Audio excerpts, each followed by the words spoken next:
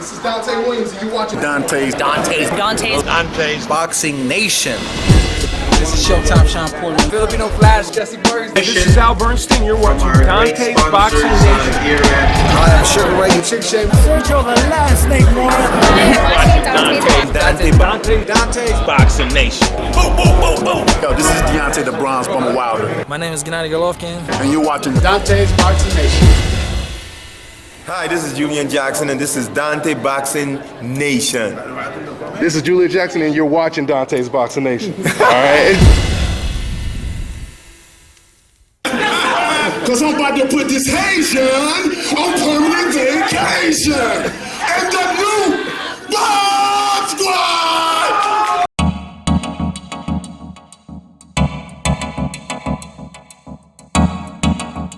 Dante's Boxing Nation, what's going on, guys? Well, as always, the coincidental list is in full effect, and your man Deontay Wilder is representing the coincidental list proudly. Now, before I go deep with the whole truth, let me go ahead and report the news and get you guys up to date. So you guys all know by now, Deontay Wilder is fighting against the man that the decaf said he would not fight, he was afraid of, and he would avoid with all his might because of that permanent yellow streak down Deontay Wilder's back that the majority of coincidentalist fighters are supposed to share, according to the decafs, constantly calling them chickens, cowards, duckers, gay runners, etc., etc., etc.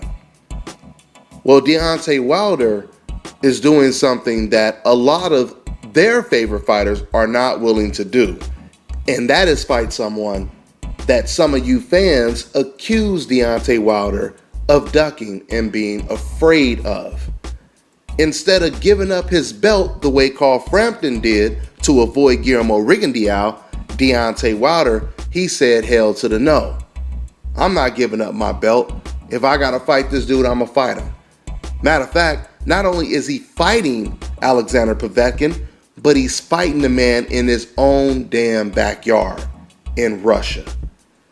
So Deontay Wilder is fighting Alexander Povetkin on May 22nd. And recently, Deontay Wilder, he did an interview with ES News basically saying that the Povetkin fight is going to be easy. Matter of fact, this is exactly what he had to say. Quote, "I felt like this was going to be an easy fight for me. I really do. I'm a different breed from all those other heavyweights. Honestly, I don't think he can fight tall fighters. I'm going off the Klitschko fight, but even the Marius Walk fight, we're all going to see what happens the night of the fight. I'm looking forward to it. I can't wait." End quote. Now, the first thing I want to say in response to what Wilder just said is if Wilder goes in there and blows Povetkin out the water, that would be a hell of a statement. Once again, this is the guy that fans said Deontay Wilder was afraid of because of his style, because of that short inside game that Povetkin has. A lot of people believe that Deontay Wilder, he doesn't really have a tight inside game. So he'll be really tested in that department when it comes to this fight. So once again, if Wilder goes in there and just blows this guy out the water, if Wilder fights a little bit on the inside, or who knows, maybe he won't even have to fight on the inside. Because I know Povetkin, as short as he is, he tries to get on the inside, but a lot of times he'll actually wait on the outside and try to counter taller fighters, which would be a no-no against somebody like Deontay Wilder, because you'll be sitting there waiting to get hit by that long, big-ass, quick-ass right hand that Deontay Wilder throws. I'm going to tell you something about Wilder's right hand. As far as I'm concerned, his right hand is equivalent to Manny Pacquiao's left hand. When you have a weapon that's that damn dangerous, it's kind of like it makes up for some of the flaws that you have. That's how Manny Pacquiao is.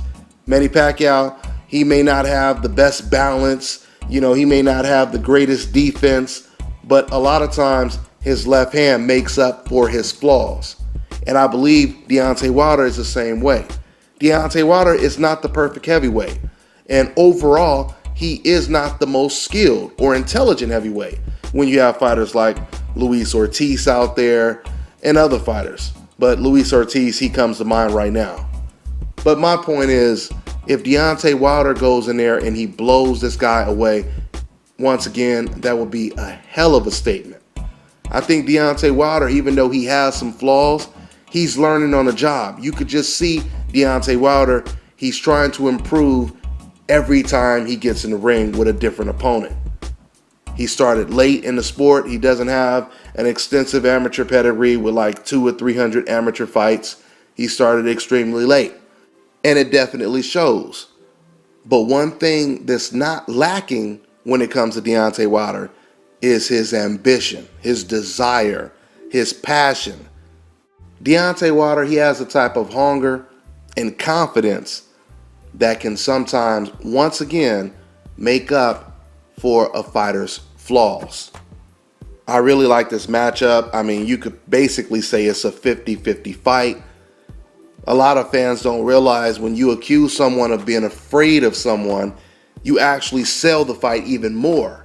And even if you didn't want to, you end up giving that guy that you thought was going to turn this fight down more credit than you wanted to. Because now, by your own admission, Deontay Wilder is going in there with a Goliath. He's going in there with the boogeyman. He's going in there with the guy that he's afraid of. So what does that say about Deontay Wilder? Once again, it goes back to that confidence and hunger that Deontay Wilder has. You can tell that Deontay Wilder, he wants to be the best. Like I said, I'm not going to sugarcoat this. I'm not going to tell you that Wilder is pound for pound, top 10, one of the best fighters in the world. I'm not going to tell you that he's the most talented heavyweight or the best heavyweight. But what I am telling you guys is a guy with confidence and determination is often a guy that is just as dangerous as a fighter that's more skilled, more technically sound than he is. I tell my son this all the time. My son, who you guys probably already know by now, just in case you don't know, he's been boxing all his life. He's a 4-time state champion, 2-time national champion. He's one of those type of fighters that has a tremendous amount of natural talent. He goes in there and, he's 14 and he fights like he's 25 years old. But I always tell him, I say, listen, man, with all that talent you have, all that natural skill, making it look so much easier than these other kids are making it look, you could get in the ring with a guy and be way more skilled and talented than he is. But if that kid wants it more than you, if you're not training hard, you over here doing 2 rounds on a heavy bag, and when your dad or your trainer is not looking at you hit the bag, you slack off and you don't really care about hitting the bag, or maybe you're not running the miles that you're supposed to be running, whatever the case may be. If you're sitting over here cheating yourself, thinking you're cheating somebody else, but really you're cheating yourself because you're the one got to get in the ring. If you're sitting over here cheating yourself because you believe that you're so naturally gifted, you don't have to train as hard as your opponent, you're setting yourself up for failure. And once again, that kid who's not as good as you, doesn't have the skill that you have, he can end up beating you because he wants it more than you, because he's training harder than you are. And I believe in this fight, that kid who wants it more and doesn't have the best skill set in the world is Deontay Wilder. And I'm not trying to suggest that Wilder is training harder than Povetkin. I was just giving you guys a little bit of an analogy with my son. So anyway, once again, I look forward to seeing this fight, and I'll close with saying this. When it comes to the coincidental list, I find it ironic, like I was telling you guys at the beginning of this video, I think I said in this video, it's funny how these fans, they will complain that someone like Floyd Mayweather, he's boring, he doesn't get knockouts, Andre Ward is boring, Guillermo Rigondeaux, right? Always using these code words because we know what they really want to call them, but they have to use the code words to be politically correct. So anyway, they say all these fighters are boring, that's why I don't like them. But then you have someone like Deontay Wilder who comes along and he's giving you what you said you actually wanted. Knockouts, action, drama, a great personality. And yet, this man still gets treated no different than everyone else on the coincidental list. So we know what time it is. Now, what else is funny is very similar to the Mayweather-Pacquiao situation.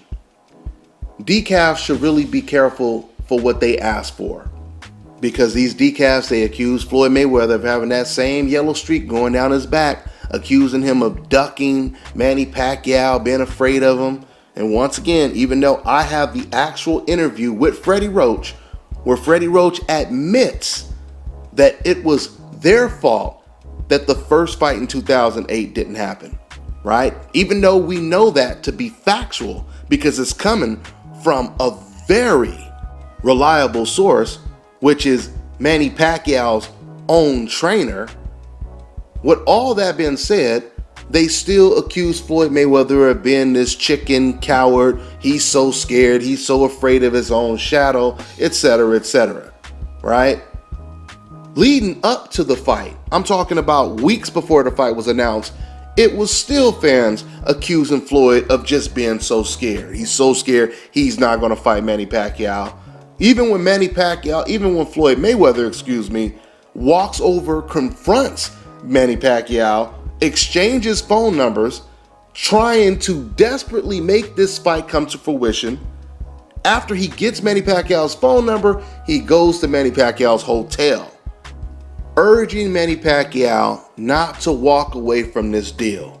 Tried to do everything possible to make this fight come to fruition. And you know what the decaf said after all of that and watching it unfold? You know what they said? He's still scared. Why? Because once again, coincidentalist fighters are supposed to have a permanent yellow streak going down their spine. So that's what they said. Even with all of the evidence presented, they still said that. Then the fight gets signed. Now, once the fight gets signed, they all change their tune. You know what they do once the fight is actually official? Now they backpedal. Now they try to make excuses for why Floyd Mayweather is going to win the fight.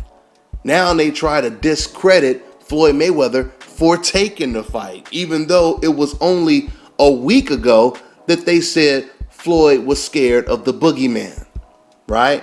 But once Floyd signs the contract to fight the boogeyman, now all of a sudden they want to make excuses. And the reason why I'm bringing this up is all relevant because it's all analogous to the Deontay Wilder versus Povetkin situation.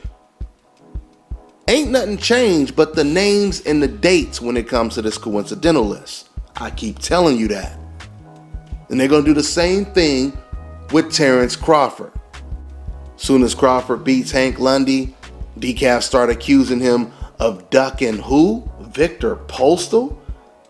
Even though Crawford just called out Manny Pacquiao, Mauricio Herrera, Ruslan Provodnikov. We just recently found out that Crawford actually even offered Victor Postal a fight. And according to Terrence Crawford, Team Postal, they said they weren't ready and they needed about 2 more fights. And since Terrence Crawford actually did that interview, Victor Postal has not said anything to oppose what Crawford conveyed. Think about this for a second, guys. Can you guys imagine if every single fighter today would pull the type of moves that Deontay Wilder is pulling to fight a guy who fans said he was afraid to fight? If everyone was pulling the type of moves that Andre Ward is pulling, move up in weight, fight a guy who's undefeated, one of the best fighters at that division, going in there damn near out of your comfort zone because you're at a higher weight class, and putting your undefeated record and reputation on the line. Lomachenko moving up in weight to fight one of the best fighters in the world, one of the strongest punchers, one of the most skilled fighters in the sport, Nicholas Walters. Can you guys imagine if fighters like Canelo Alvarez was willing to do this? If fighters like Gennady Golovkin was willing to do this? Can you guys imagine how much that would help the sport grow? Just food for thought. That's all I got for now. I'm on to the next one. This is Bobby, and you're watching Dante's Boxing Nation.